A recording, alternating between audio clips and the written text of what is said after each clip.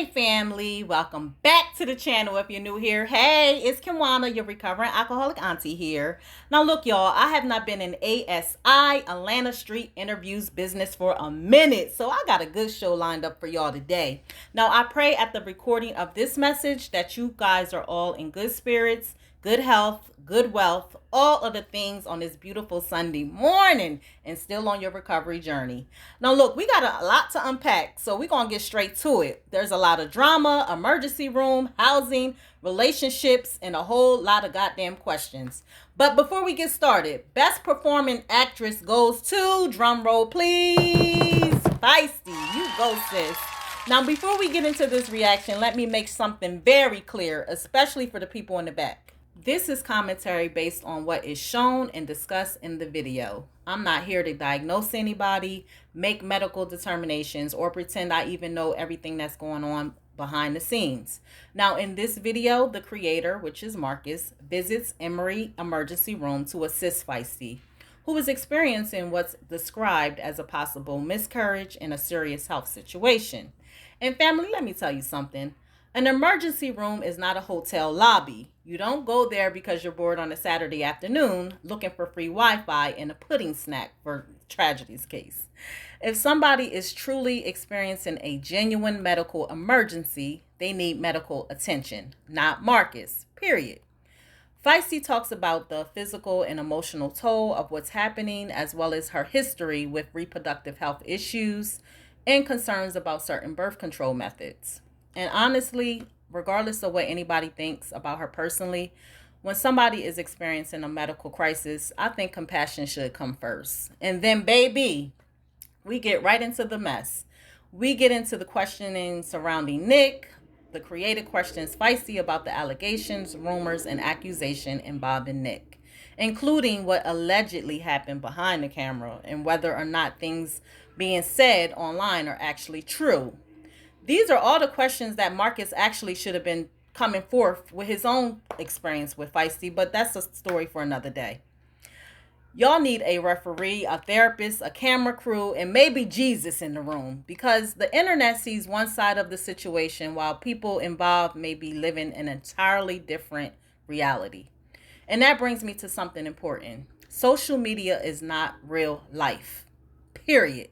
You can argue me down until you blue in the face, baby, but the facts are the facts. People can watch a 20-minute video and think they know somebody's entire life. Meanwhile, they're only seeing 20 minutes.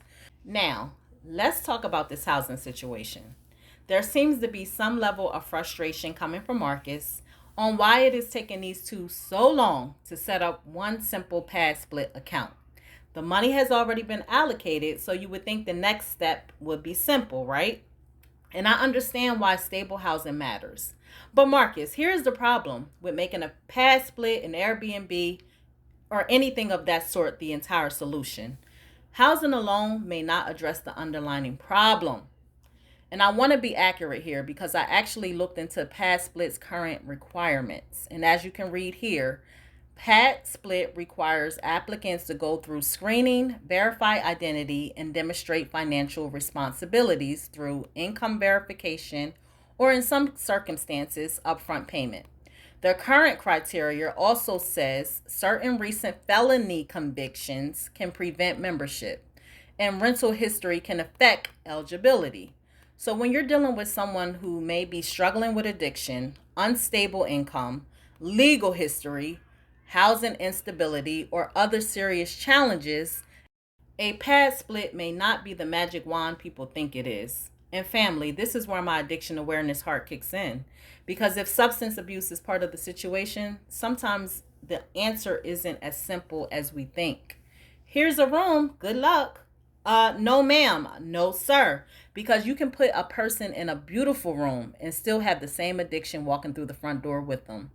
You see, this is why I believe recovery-focused treatment can be so life-changing for FIESTY, especially when she's dealing with substance abuse.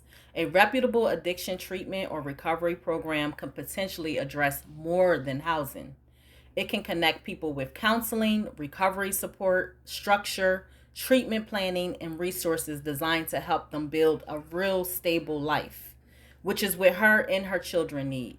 Because what's the point of getting somebody a roof over their head if we don't have the help to work to keep them from getting knocked down over and over again. We need the roof and the foundation.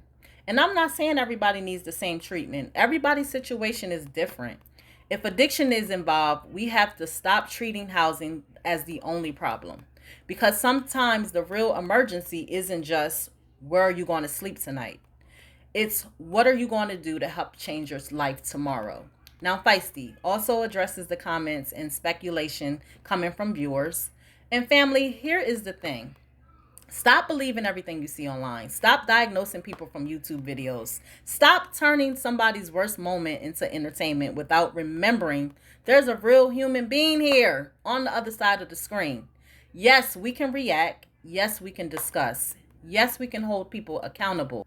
But we can do all of that without losing our humanity.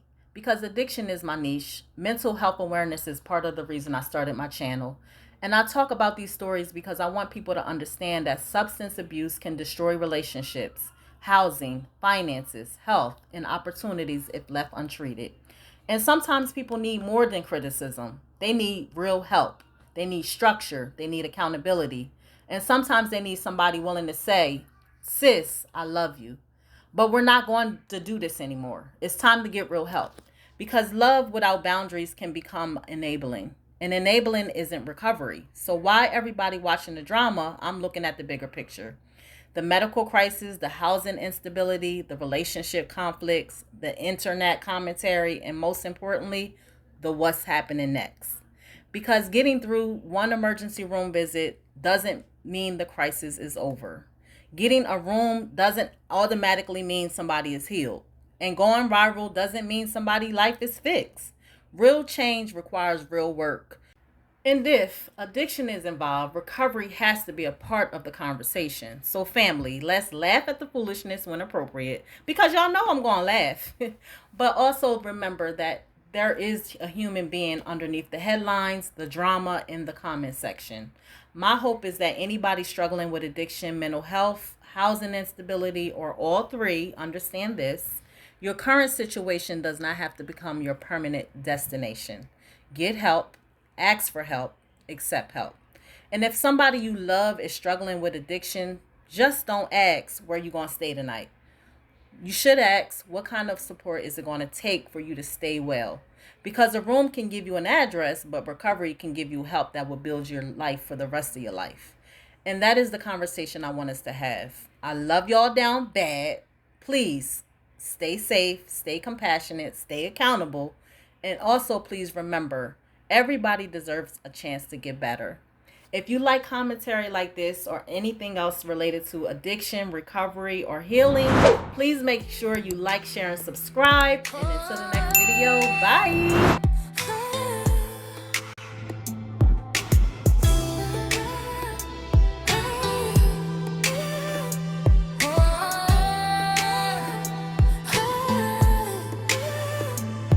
Can't believe I survived. I'm on day 365.